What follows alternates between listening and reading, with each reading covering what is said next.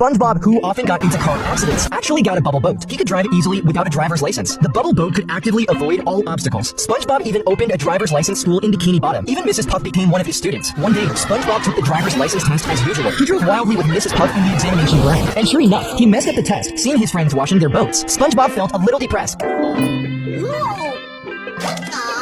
If only I was as good at driving as I am at blowing bubbles. Suddenly, an idea flashed through SpongeBob's mind. He decided to make a bubble boat for himself. The bubble boat was quickly loved by the residents. Even Plankton came to SpongeBob to order one. You fool! Now I will roll the streets! Ouch!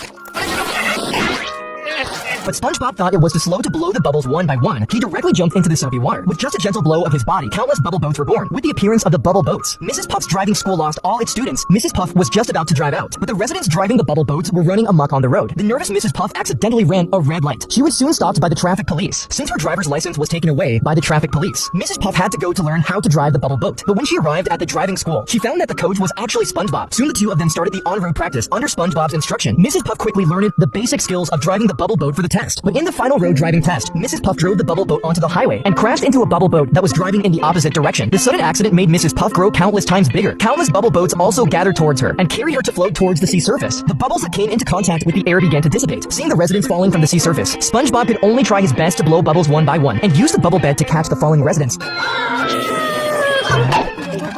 Get them off me! Don't worry, Mrs. Puff. Even though it was bubbles that caused all these problems, it was also bubbles that solved them. That's kind of a wash, I guess. Get it? Wash, soap, bubbles.